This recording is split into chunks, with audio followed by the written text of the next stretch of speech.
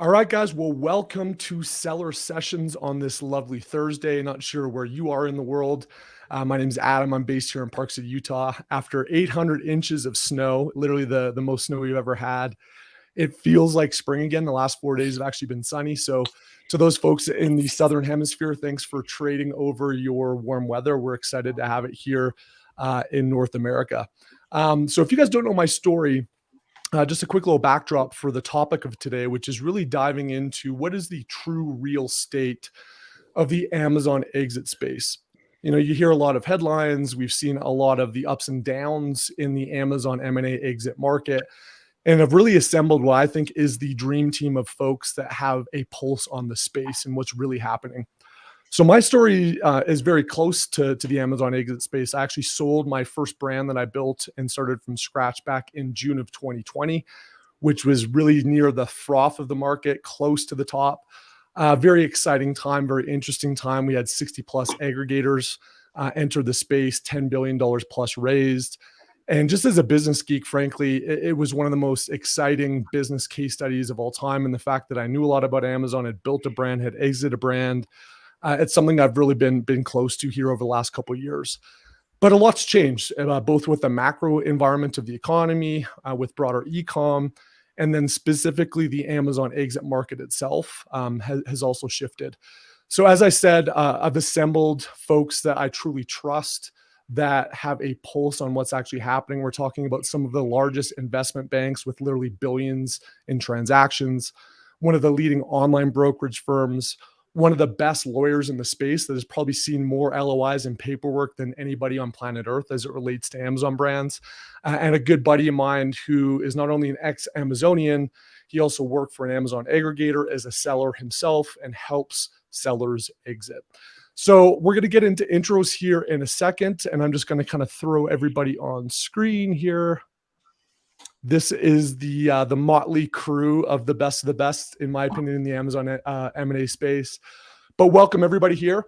I just want to kind of set the tone. So I think the reason I started sharing stuff publicly on YouTube and ultimately joined this Seller Sessions podcast is because I want to help sellers. You know, it's a lonely journey. We all kind of exist on our laptops for the most part. A lot of the businesses that are built and scaled and exited in the space are not your traditional business. And so having the access to information and people and pulse of what's actually happening really has a fundamental impact on how people can start, scale, and exit Amazon businesses. And so all the folks that are here have built businesses that, in my opinion, also serve Amazon sellers. Selling an Amazon business up there with, you know, marriage, birth of a child, some of these big life events is probably one of the largest impacts that could ever happen in someone's lives. So I know you guys are all kind of attuned to helping sellers. And so I really want that to be the theme of the conversation and kind of the root of it, if we can all tap into it. I recognize that you guys have relationships with aggregators, and there's things that you kind of got to be a little bit careful about what you say and do, and certainly respect that. But I think this is the intention of this podcast is really to serve sellers and let everybody kind of know what's really happening. And I think there'll be a lot of value for everybody in the industry as a result. So with that, I'll maybe kind of turn the table over if we can kind of do some quick 20, 30-second elevator intros of everybody on the panel, just to bring everybody up to speed with who's chatting, and then we'll dive into it. So Mikhail, maybe we'll start with you and we'll run the table down from there. Thank you, Adam, and thank you for having me here today. So I'm Michal Barmol-Doron. I'm the CEO and co-founder of Fortinet. Fortinet is an investment banking firm, operational since the end of 2018. We've accompanied to date more than 150 Amazon sellers selling their businesses. And we are a team of about 40 professionals from different fields, investment bankers on top of everything, as well as e-commerce lawyers, Amazon sellers, past sellers, financial experts. And with that, we're doing our best to get the maximum potential results for our clients. Awesome. Great to have you on. Billy, we'll pass it over to you next. Sure. I'm Billy Evans, founder of FBA Private Market, which is a platform focused exclusively on 7- and 8-figure Amazon FBA exits. Prior to that, I was an M&A attorney at a big firm in New York City. and I've been in the Amazon FBA space, M&A space since 2015. I did my first 7-figure deal in 2016. So very much looking forward to talking about how the market's evolved and where it's heading. Man, I didn't even know you could exit an Amazon business in 2015. So we're bringing in the OGs on this one. John, we'll pass it over to you, brother. Adam, thank you. And thank you for inviting me. I feel sort of out of place, kind of like an undergraduate that stumbled into a graduate level classroom. And hopefully you don't boo me off stage, but it's great to be here. I feel like I'm going to learn as much as I hopefully contribute. My name's John Durk. My background is actually jumped into the Amazon space working at Amazon, led the 3P electronics category for a few years before, as Adam mentioned, I decided to jump into the seller world. Started a private label brand, which I still run to this day, but had a partial exit. Spent some time at an aggregator on the buy side. And these days, I'm mostly a buyer for my own portfolio. I run a little holdco of acquisitions, investments, and then also advise sellers and help them exit. I'd say about 80% of my advisory work is on the sell side. About 20% is on the buy side. Cool. Awesome, man. And appreciate the humility because you're probably one of the smartest people I know, but appreciate that, man. All right, Paul, proving that lawyers can actually be cool. I'll pass it over to you next. Oh, you're on mute, buddy. Okay, so also debunking the myth that lawyers can be cool, because I'm also quite a bit clumsy. No, thanks so much to be in the presence here and be a part of this show. I'm Paul Rappelson. I'm an attorney, former Amazon seller from like 20 years ago, back in the day. And a couple of years ago, I started a law practice that was basically designed to be a seller advocacy law firm. My background is big corporate law. I was a corporate tax and corporate law attorney with Microsoft and Walmart and General Electric, and then wrote a blog post a couple of years ago and it snowballed into a law practice. Our law firm, we've done a lot of Amazon exits. We've kind of been active, I think, since 2019, really helping Amazon sellers and watching the aggregator market establish itself. I don't know, we're well over, I think 2021 alone, we did about $250 million of deals for our clients in terms of actual cash received. And 2022 and 2023 have been also maybe not quite as strong as 2021, but very strong. And we love helping sellers exit, and we're very much more focused on the seller side in terms of we don't represent big agri. We think we're better served as a seller advocacy law firm. So we typically focus on serving sellers or individual buyers, just not big aggregator buyers. So because we want to have our focus on the seller. Awesome, man. Great to have you.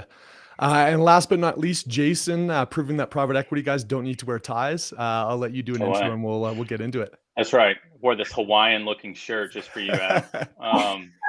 Yeah, thanks for having me. This is awesome.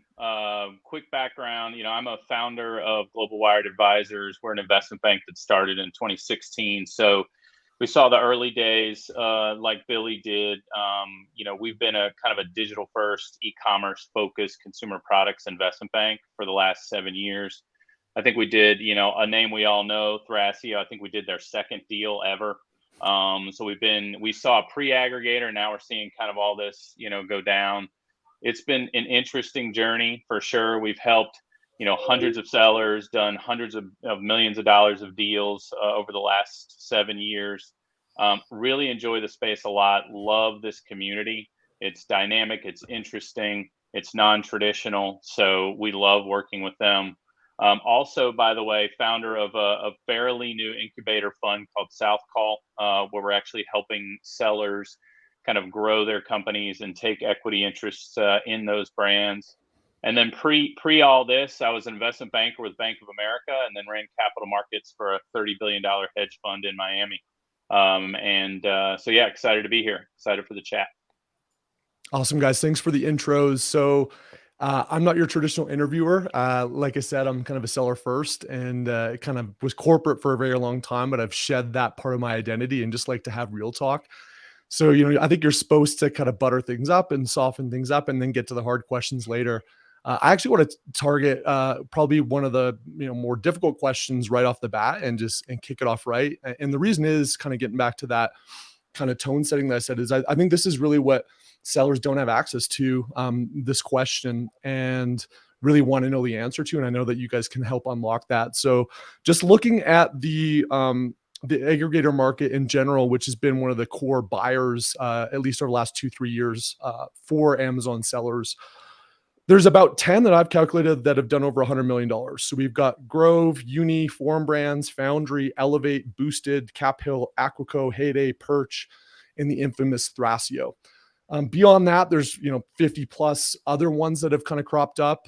Some of them have faded off. Some of them are playing defense. There's been some new ones that have entered here in the later stages that are kind of active. And I want to recognize that there's a time to be offensive and there's a time to be defensive in business. And the folks that aren't actively buying brands, I actually don't think it's a bad thing. You got to kind of play the hand that you've got and be strategic about how you build and grow your businesses. So some of those aggregators, both the big ones and the small ones, have kind of parked for the time being and said, hey, how do we kind of cultivate the portfolio that we've got? Not to say that they wouldn't buy businesses at the right price or that they're not paying attention to it. But there's a big difference between playing defense and people that are actively buying Amazon brands. So I'm going to turn it over to the folks here because I actually don't even know the answer to this completely, but you guys are close to the deal flow. You kind of know who's in the action, who's not, etc. Who is actually buying Amazon brands right now? If you kind of look back over the last 3 months, let's start kind of looking at the aggregators that that are still active and playing offense. And I'll just turn that over openly to the group to see who's brave enough to answer first. I'm brave as long as you don't ask to get names. Well, we need names. We need names. Name. Yeah. Do you allow some general comments here? Yeah, let's go general, and we'll see if anybody wants to name names after. So I want to say that altogether this aggregator space is becoming more mature, and they are facing a kind of a certain phase in their growing path or growing pain, if you like. So we see and we see aggregators coming and going as of active buyers. At any given moment in the past, let's say from the beginning of 2022, this is when things have started to change. At any given moment, we do see actual active aggregators as buyers, alongside others that are parking, as you mentioned. It became apparent that you cannot base your deal only on the ability to sell to aggregators. So if before that we have made sure that strategic buyers and private equities will join our processes, just to give to hit better prices, better results. These days, I don't think that we have a single deal in which we are relying only upon a potential acquisition by aggregators. So this has become part of the routine. Altogether, it's good. I think it's a good sign and good thing. It comes with more efforts from everyone's side, but the end outcome is better to everyone. So that's the general statement. Now, if you want to get names, let's see who among my friends can give. I'm happy to give some names. So I agree with everything she said. Generally speaking, that's all true. You've got new aggregators coming. You have individuals buying. We're seeing Amazon sellers buying other Amazon sellers, which is interesting. On the aggregator front, Go North is very active. I'm happy to share that. Cap Hill is active still. Yaba. There's others, and those are kind of, I would put them in the aggregator space. But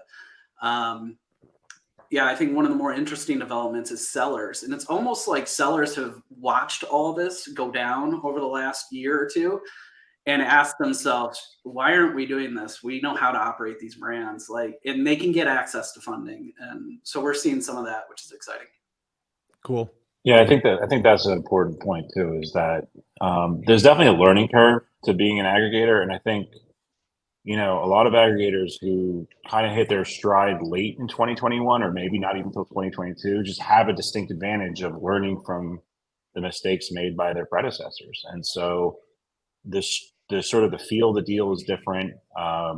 They're much more conservative in a way that they were a little bit more cowboyish back in 2020 and 2021. And,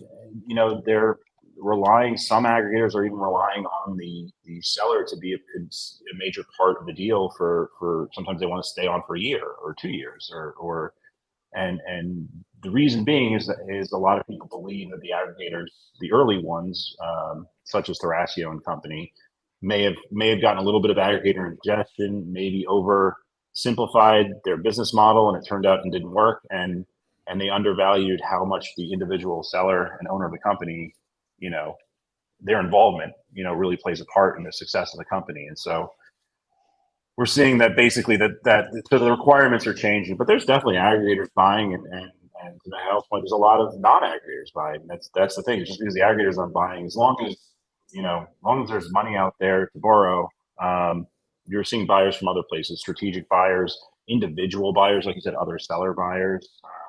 A lot more SBA loans I've seen lately than typicals, which is small business administration loans for those of you overseas. So yeah, I mean, the market's still interesting, but I do think that the new crop has the benefit of hindsight that the old crop didn't get. Cool. Yeah, I think, Adam, I would add to that. There's kind of this group, I call them kind of the middle of the road group, that a lot of them kind of raised money a little bit later in the cycle. And guys like Monolith, guys like Society, and also a lot of the non-US guys who kind of were just a little bit later, honestly had a little bit of the benefit of seeing some early mistakes potentially made. And what's also been interesting is, you've seen, we're kind of using one word, right? This word aggregator to describe something that honestly has been shifting over the last 12 to 15 months as well. So the guys that are out there that have raised $200, $300, $100 million that are being active in the space, what they're really doing is they're shifting their focus, most of them, to not saying, hey, I'm a purely Amazon kind of focused operation, right? I'm looking for a more holistic approach. Yeah, we'll definitely look at Amazon brands that are literally all their sales are on the marketplace, but we're also thinking about it in terms of the broader consumer spectrum in all channels. And so they a lot of them started out even with a little bit more of that heavy Amazon focus, and they've kind of pivoted it a little bit. It's still there, but it's only part of the picture now. It's not the whole picture. Cool. Well, I appreciate everybody opening up to varying degrees. I know it's not an easy thing to talk about, but just the names and the context that you guys kind of presented helps a ton. So I'll maybe kind of direct this one at John, because I know he's got a pretty unique skill set. Again, worked at Amazon, worked in an aggregator, has built and scaled and sold his own businesses and helps others do the same. There's a couple themes here, right? We kind of talked about the kind of cowboy gunslinger phase where it was just kind of buy as many brands as humanly possible, grow that top line, raise more debt, which was cheap at the time. And then there's kind of the hangover that occurs from that. And, going from the spreadsheet to the real world of actually kind of operating these businesses and piecing them together in what became a more difficult macro environment was easier said than done. And so I think one of the symptoms of kind of the slowdown has just been like, hey, we got to actually settle into this and figure out how to operate these things. John, kind of knowing both your aggregator experience as well as growing and scaling brands, you want to just kind of speak to the process of what it's like in reality, especially the last couple of years of actually building and scaling an Amazon brand? Yeah. I think stepping into a business is really challenging, whether it's an Amazon business, an e-commerce business, or just a small and medium business. And partnership with the prior owner, the seller, is something that was maybe lost in the shuffle, in the frenzy of kind of the heyday of buyer activity, of aggregator activity. There was this view that with the right operating team in-house, all that institutional knowledge, that tribal knowledge that the seller brought to the table with respect to their brand, with their partners, was maybe less valuable. And I think what's been proven out, among other things, is that partnership with the prior owners needs to be solid, and it needs to last longer than I think most sellers were willing to stay on for, or most buyers were willing to have sellers be a part of the enterprise for. I think another reality of operating businesses that you acquire, and in turn operating a portfolio of acquired businesses, is that the operational load, the operational complexity, it doesn't scale linearly. It scales exponentially. And that's the hard truth that many aggregators are now facing when they've maybe over-acquired. Those scale economies that they were hoping for on the back end are really just scale complexities. And until you have kind of the operational infrastructure, team, tech, and processes, really, you're not going to be able to drive kind of the efficiencies that this operating thesis was originally conceived off of. So I know that's maybe a little abstract, but the TLDR is that these businesses are hard to operate, whether you're a solopreneur just starting out or you've acquired one. And I caution people to think otherwise. That's not to say that this isn't a great asset class, but it is hard. And the beauty of the Amazon community, as I've found it, and you've touched on, Adam, is that there is a wide network of support. There are people like you, like others, who want to give back and to help. And so I would encourage and challenge buyers in the future to lean into that as a way out. Cool. Love it, man. And I completely agree with your insights. So one of the things I kind of want to talk about, which is a dynamic that some of you guys talked about, which is the non-aggregator class of buyers, but really just kind of thinking about sellers and what I think has become this new no man's land. So, if you look back to mid 2020, kind of when I exited my business, kind of the floor for most of the buyer class that would kind of look at, hey, what's the minimum threshold for an asset that I'd want to acquire, was somewhere in that like $200,000 to $250,000 SDE earnings range, which kind of puts you in the low seven figures. You could exit a brand and have a lot of action. For the people that I've seen that have been active, obviously, as you build a 9-figure plus business, the level of effort to integrate a business that's doing $1 million versus one that's doing $10 million top line, you kind of go to the 10 million because it's about the same level of effort in terms of kind of transactions and integration. So a lot of the businesses that I've seen now are looking at a minimum of 500,000, but that's really crept up to like $1 million kind of minimum in earnings to really get the attention of those people that are playing offense right now, which I think is challenging for the space of Amazon FBA sellers, because I think a lot of your solopreneurs, your folks that maybe have a handful of VAs, it's not inconceivable or really that challenging to get that business to $1, $2, $3 million top line. But when you start cresting into a mid 7-figure business or a low 8-figure business, frankly, the skill set, the money, the resources to do that, especially in an environment that's been a little bit soft on the consumer side, becomes challenging. So I think my concern, I guess I would say, is what are those buyers that haven't reached that terminal velocity of, say, $1 million in earnings? What do they do? Like, do we have a shot at exiting a business? If so, what does that look like? How have those dynamics changed for those folks that are in that kind of sub $1 million in earnings? And I'll maybe turn that over to folks that have seen a lot of those transactions take place here over the last 6 months. Yeah, I'll jump in real quick, Adam. And we don't do a lot of deals that are kind of down at that size, but I definitely know that it really comes down to, I think, a couple things, right? And this is something any seller right now sort of needs to be asking themselves. Like, first of all, do I have a sellable business at all? Right? That's kind of one question. If I do, okay, who is my audience? And what's my likely kind of valuation parameters, right? I think on the smaller end, I think something Paul mentioned earlier, I mean, what's been interesting is, pre-aggregator, even though a lot of these lenders didn't love the space, a lot of the smaller deals were done as SBA kind of funded acquisitions. Like we've kind of seen a resurgence, I'd say, of that in terms of, kind of driving more transactions in the sub $5 million total, kind of valuation space. So I think that, that has actually been a positive development for, I'd say, that part of the market, even as a lot of the more institutional guys, including these aggregators, are kind of pushing up their minimums. So I think there's that. I think so. So I think it's not as though your market there's not a market there, but you have to sort of dig into the fundamentals of your business and say, okay, how is a buyer going to view it? A lot of these buyers are now going to be more of those kind of owner operator type buyers. So looking at it through that lens versus the institutional lens, which is a very different, I'd say, buying approach, is another thing to think through. But a lot of it just comes down to fundamentals. Do I have a solid business? Because a strong business, even if it's smaller, typically gets an audience, right? A weak business, no matter the size, tends to suffer and doesn't get an audience.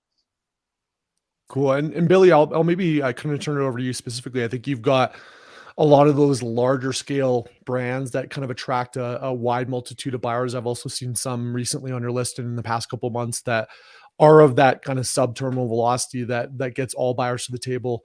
What's your approach for folks that are, say, doing $1 to $2 million in revenue, call it $250 to $400,000 in STE? What's the marketing approach like on that, and what kind of buyer activity you tend to see when you post those deals?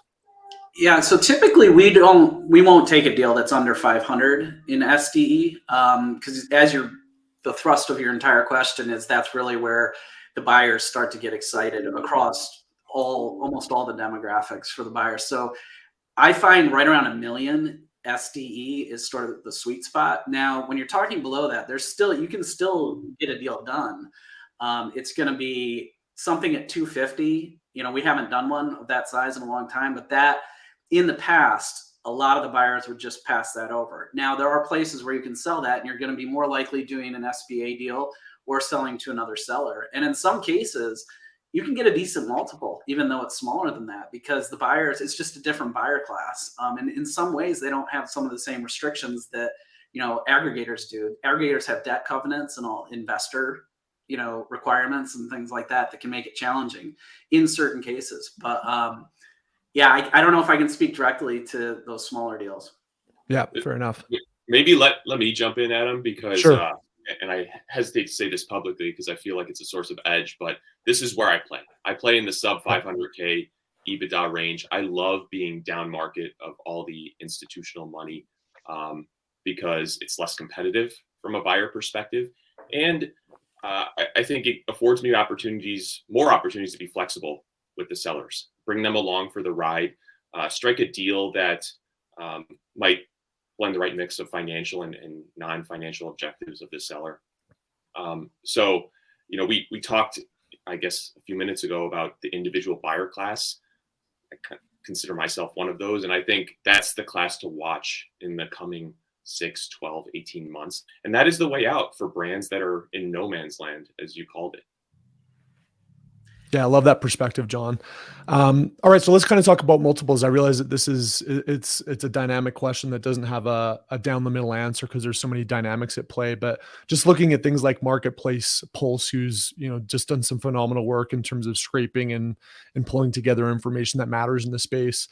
You could argue half point here or there, but generally speaking, I think at the height we were seeing kind of a net average of about a 4x multiple. Some of that up front, some of that after. Obviously, it's very deal specific.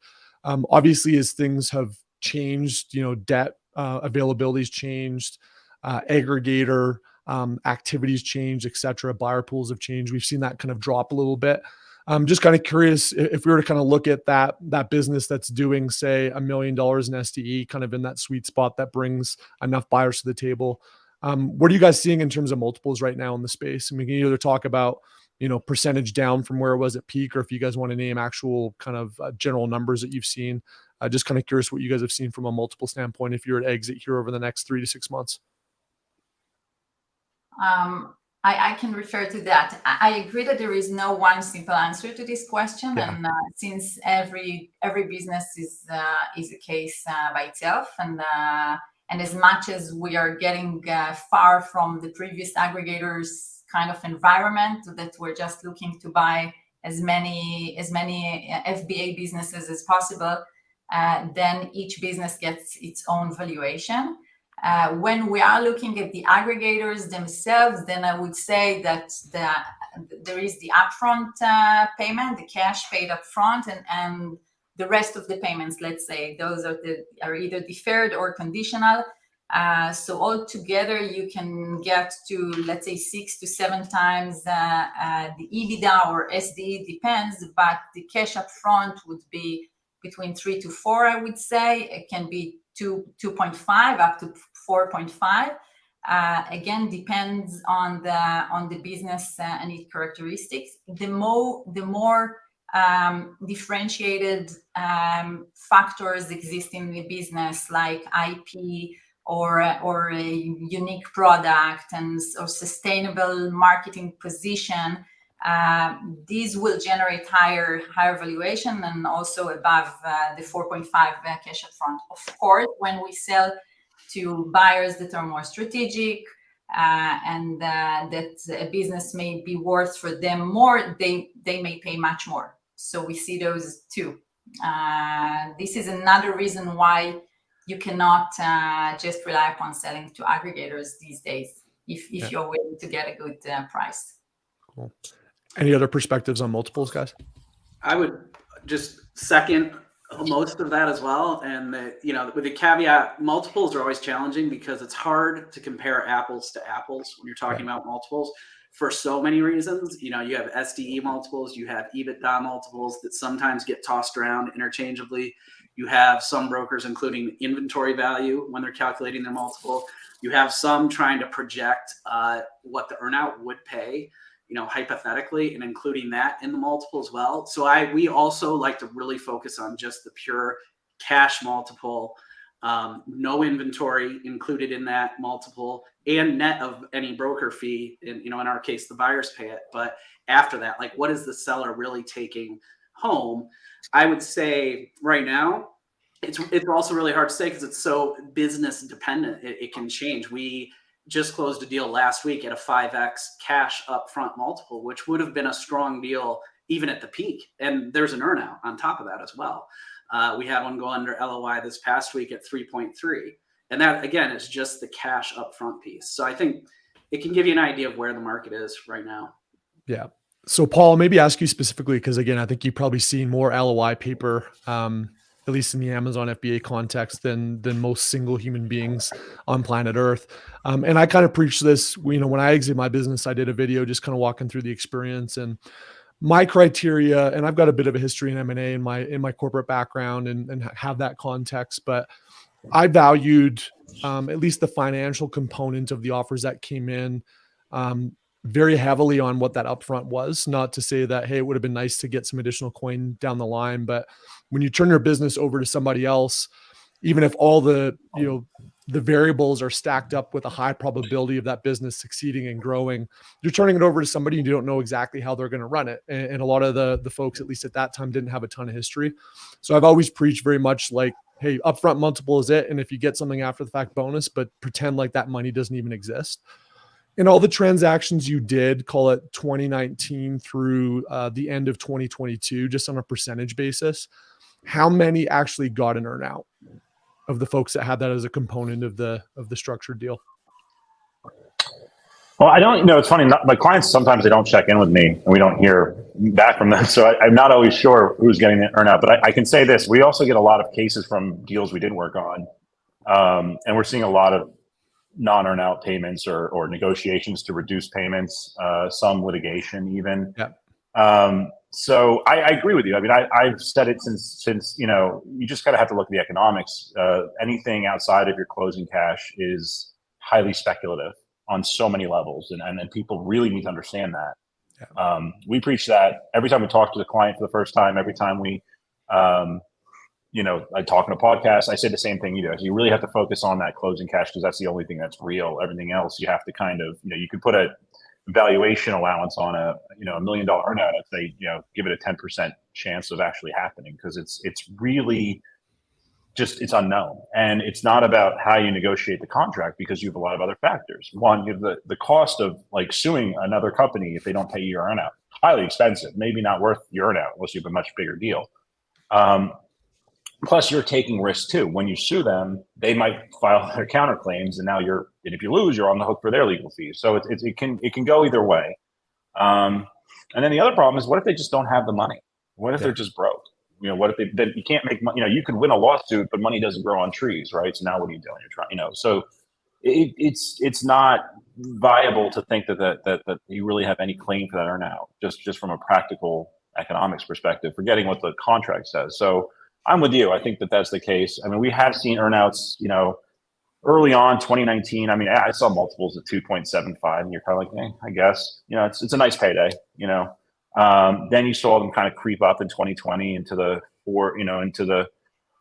3 to 4. It was kind of like early 2020. Early to mid 2020. I was sort of saying like, if you're under $1 million, it was typically like 3.5 closing cash was kind of where you would cap out. or maybe even 3 closing cash and 3.5 all in with potential upside. But then, coming into 2021, especially the second half, that number just popped up, and we're seeing, deals that today might get a 3.5 or a 3.25. We're getting like 5s, right? I mean, at the end of 2021, there were some really small deals that were getting, people making 300,000-400,000 were getting 5x multiples. I mean, it was really strange, and that's sort of where it started to feel like a bubble, But that was just simply a product of how much competition there was in 2021. Like every aggregator was active, right up until about Q4 2021. I think Perch was one of the first ones to kind of dial it back, and then a number of them followed. So it's been an interesting roller coaster, but I agree with everyone. I think you just have to focus on that closing cash amount and be very happy with it. And today, as the multiples are lower and the deals are harder, it's still 3.5 to 4, 4.5. Those are great multiples if you can get them. I mean, obviously depending on how much you're making. If you're into the 3, 4, 5 million, and maybe you need to branch out. And I think that's always my discussion with the clients regarding what they want my feedback on, which broker or banker to work with. It's sort of like, where are you in SDE? Because I don't know what Global Wired, I don't know what your minimum is, but for a lot of investment bankers, I think it's like 1.5 before they'll even talk to you. So you kind of, if you're under that, you're sort of in the broker market. You're not really in the banker market. And then the question with the brokers is, and I think Yale's point is, sorry, don't do that. Mikhail's point is that, you want to work with people who have a strong network of not just aggregators, but strategics as well. You want to be broad. You want to find other people outside of the aggregator market, and don't just assume that you're only going to be good for an aggregator. Although, and the one benefit of an aggregator though is that they tend to be quicker, although less so these days. So, but they tend to be a little bit faster than like a traditional banking process. So I don't know if that answered your question. I kind of just went off. No, that's perfect. And for everybody, I really appreciate the transparency. It's super helpful. So let's maybe spend the last 15 minutes here kind of doing an intellectual excavation of kind of what's next in the space. If we say, look at kind of an 18-month time horizon. If you're watching live too, I see Elizabeth asked, at what point can we ask questions? Feel free to throw that in the chat, and we can kind of bring those questions from the audience to the table. But I kind of want to start macro and kind of chip away down into what sellers should and could be doing to really propel an exit event, and how they can kind of focus on the elements that matter to sell a business for the most value, as well as to pass due diligence, all those things. But starting at the macro, obviously, we've got a debt environment, irregardless of what's happened in the space, that's just become more difficult for these larger players that are actually raising funds. And obviously, this space has traditionally been very debt heavy, and debt's been very hard to come by. So markets have softened, interest rates have gone up. That was kind of the first kind of chink in the ability to be able to raise more debt funds. We had the Silicon Valley Bank thing that's really, really kind of scared off, I think, a lot of the institutional debt providers. So money's harder to come by. And that means that just the dry powder available to a lot of these aggregators is not as prevalent. I would also say too, of that top 10 list of folks that have done over $100 million in revenue, by my check, there's only one of them that has raised less money than their revenue. So most of the times we're talking about aggregators that have raised 2, 3, 4, 5x what their actual revenue is, which creates some challenges. So I guess for more of the investment banking folks and folks that kind of understand those institutional markets, what can we expect in terms of the aggregators' ability to raise money, or even some of these large PE firms that are strategics? How do you see that playing out? Is money available, or are we kind of in a spell over the next year where people have to use the dry powder that they have available and can't really expect to raise more money? Yeah, I'll jump in on that first, Adam. I think, and I'll try not to go too long, because this can get into some pretty deep concepts around just M&A cycles and things like that. So I'll try to keep it not super dry. So, I mean, I think what's going on, you have a kind of a twofold thing, right, within this community. You kind of have, it's part of the broader M&A cycle. And, even though I shave most of it off, I have enough little bit of gray hair here to have seen multiple cycles and understand, kind of how those tend to feel. I think a lot of people in the Amazon community haven't. There's a lot of young entrepreneurs in this space that have never really been through that. And then also it's going through its own specific, I'd say, forces and things moving around as well. So, I think specific to your question, though, I mean, we already know most of these guys, first of all, what they raised is kind of a lot of it's phantom money. It was a big debt facilities that, frankly, their access to has been cut off completely. They're already breaking debt covenants. And so that money is really not real money. Let's start with that. Yeah. So they don't have the powder that it may appear they do on a headline basis. I think that, of course, because of the broader cycle, everywhere raising capital is kind of, I think over the next 6 to 9 months, it'll be about as tough as it's going to get. So you're about to go through, I think, the darkest days of struggling for capital raising, et cetera. But at the same time, there are going to be people that, are able to raise money because there's still lots of powder that kind of wants to find a home. It's just becoming really conservative because of the cycle. And there was even an announcement today. These guys over at Kite just raised $200 million from Blackstone, and it's kind of like it's mostly e-com broader, but there's definitely an Amazon bend to it. So I think what you're going to see is aggregators that are pre-existing are going to, I think, struggle quite a bit to get more money. I think that you're going to see, larger Amazon brands that do the right things to make their companies very strategically valuable still get a lot of attention from non-aggregator type buyers, right? So that's one of the really cool things that's happened over these last 5 years is that this was a market that was always treated as kind of like these aren't real companies, these aren't real brands, and that kind of label has been shed, in a lot of ways, and so they're now part of that broader consumer products conversation. So if I'm a traditional PE fund or I'm a strategic consumer products company, I will now seriously consider looking at acquisitions that are heavily Amazon marketplace focused, whereas 5-6 years ago in those 2015-16 days, that wasn't the case. So that's the good news, right? Is that the market is now matured to the point where, hey, you know what? Aggregators were nice for a while. They really pushed a lot of activity in the space, but I don't know that the space needs them anymore. Like, I think it's gonna evolve past them and just become part of the broader consumer products discussion. Great. John, I'll ask you one specifically again, just because I know your background. Let's just kind of play hypothetical for a little bit. Let's say that I'm an Amazon seller. I've got a $2 million top line business doing $400,000 in earnings, kind of a pretty typical profile. What would you do if you were that person and you're looking 12 months out? So I've decided, hey, I've got another year in me to really go hard at this thing.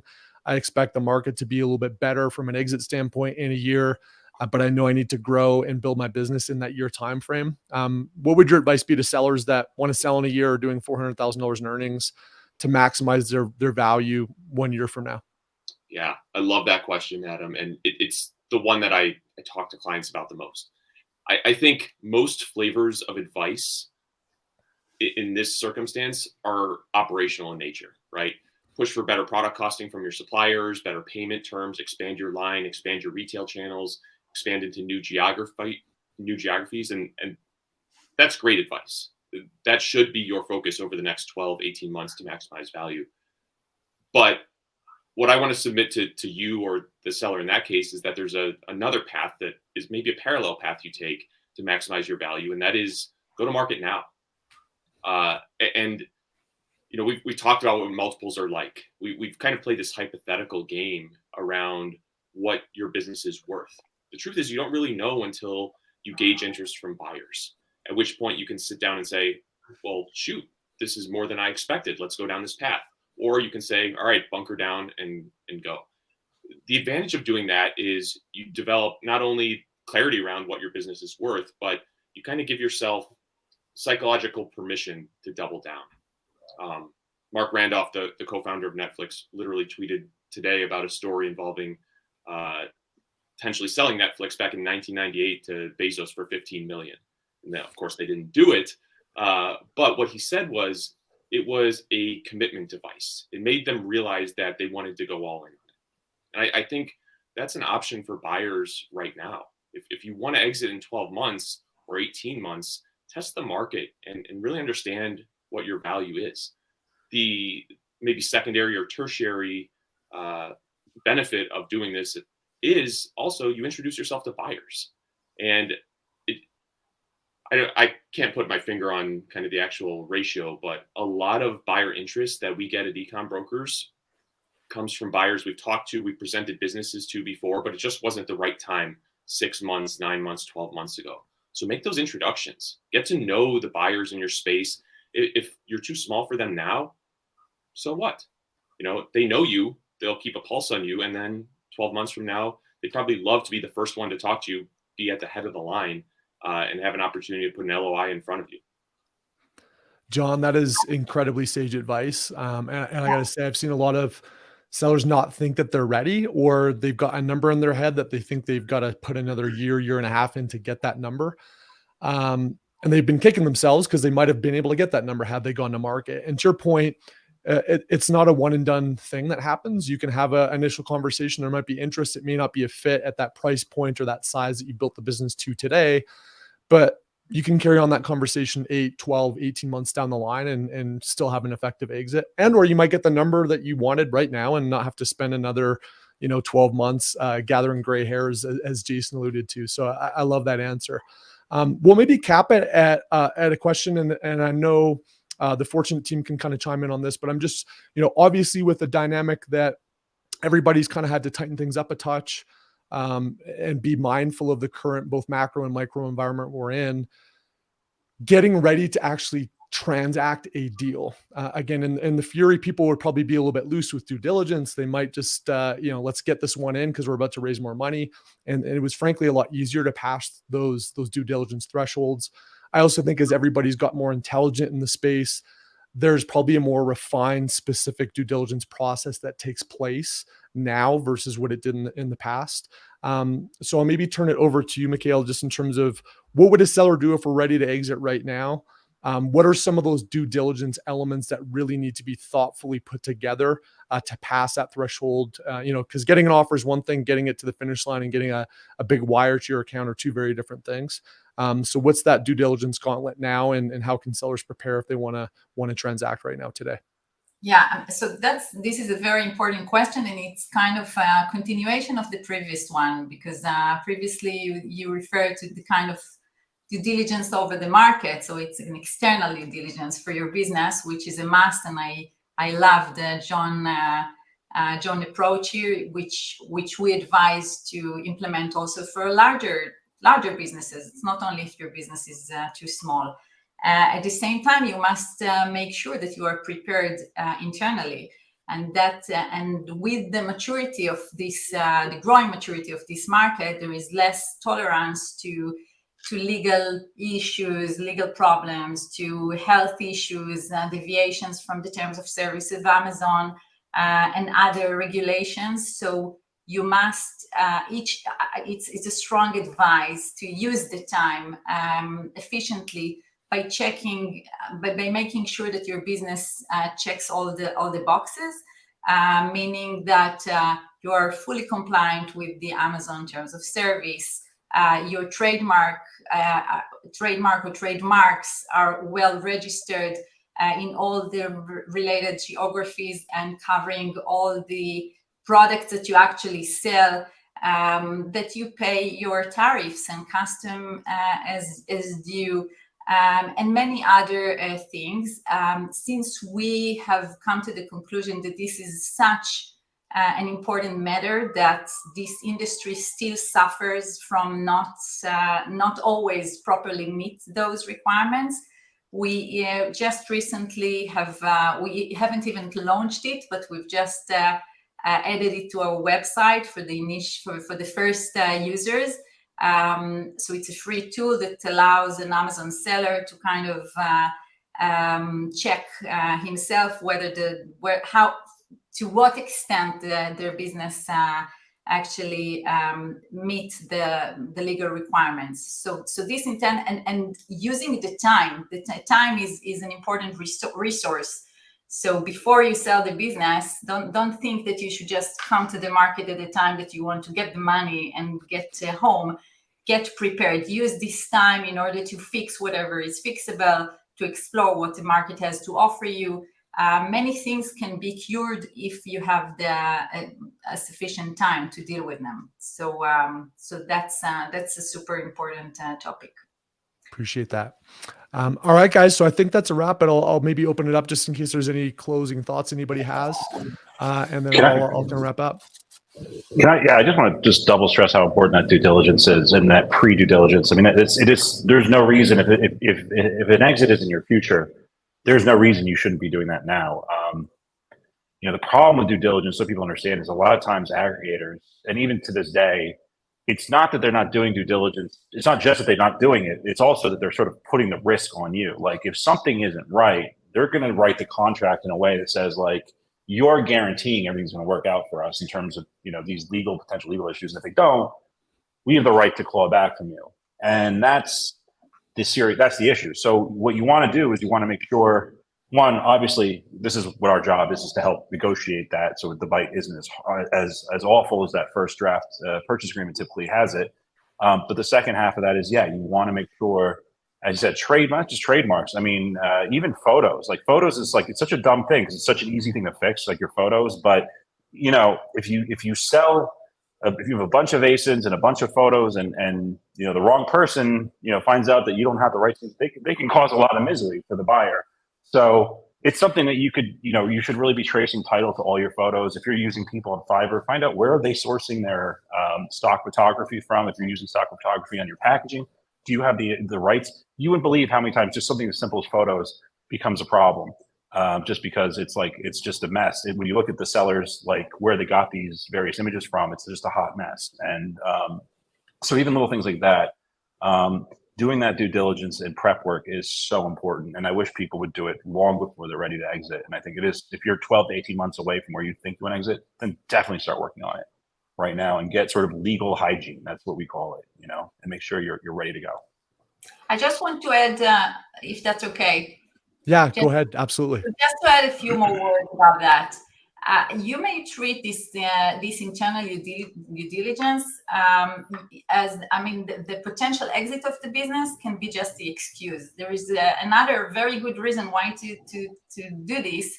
It is protecting your business. Many businesses actually encounter risks that they do not understand thoroughly what is their magnitude, and maybe their business is not sustainable at all. So you may be dreaming that you are building a strong business that one day you'll be able to exit, but maybe at one single moment in time it will just vanish. So it makes sense to run through this internal check and make sure that you have a real business in your hands. And we've seen an uptick in that too, because we've seen Amazon from our Amazon suspension practice and we've seen a huge uptick in compliance, which stems from the fact that Amazon is now more liable for these failures of compliance than they ever were in terms of the way the courts are going. So now that Amazon's on the hook for your compliance with FDA law, FTC law, whatever it is, Amazon's cracking down on the sellers. So we're inundated with these compliance issues all day long. So and sometimes you get a case where it's like, that product you're selling needs to be, FDA, goes through FDA pre-clearance notification, class 2, whatever, and that's not going to happen in a week. That's going to take, could take 6 months to a year. We have a amazing FDA attorney that we work with, but it's sad when things like that happen, and you need to know that. So yeah, I'm a big believer you should be doing your due diligence. It should be like brushing your teeth. It's hygiene. You should be doing it in real time as you go, not just, a couple of weeks before you exit, figuring it all out. I think it'll make your life easier, whether you sell or not, as Mihail points out. I think it's just so important to do those kinds of things. And the last thing I'll say is, just because we mentioned IP as a value, is really go back and consider patents, because I think in terms of, and this is a point Michael made, like the better your IP is, the more of a market dominant position you have, the better your valuation is going to be. If you have something that you're the only person who can sell it, that's going to be a lot better in terms of, than having just, the risk of full competition on Amazon, as which can be a mess. So, when you're about to launch a product, have a conversation with a lawyer about patent, because, it's a little pricey, but if you can pull it off, it's really worth it these days. So consider that as well. Awesome, guys. Well, I truly did love this conversation. This is just business geek fun for me, but I know that you guys unlocked a lot of insights that you just really don't hear anybody anywhere else. And again, getting back to kind of being real, sometimes it's difficult to be real and professionally vulnerable. And everybody in the information you guys opened up and shared today matters. So I thank you truly for being here, for being honest and open. I think it's helped me. It's helped a lot of sellers that obviously listen to this live and will listen to it after the fact. We'll drop some show notes down in the podcast, as well as when this goes live on YouTube, both on the seller sessions as well as the Adam Heist YouTube channel, with links to everybody that was here. I highly suggest, if you're getting ready for an exit event, whether it's a brokerage, whether it's a private equity firm, an attorney, or just somebody you want to reach out to for advice, now's not the time to be cheap. I definitely recommend that you reach out to these pros when you're ready to do that. So thank you guys so much for tuning in, especially to the panel. Truly appreciate what you guys brought to the table today. And we're going to be back live again here later this week. And pay attention as well. We're going to be at Seller Sessions Live in London, one of my favorite events and favorite cities, on May 13th. So we'll be doing some more stuff in advance of that event. But until then, guys, I hope you guys have an awesome rest of your week. Hopefully it's warming up in spring and sunny wherever you are, and have a fantastic weekend. Cheers. Awesome. Thanks. Thank you. All right, guys.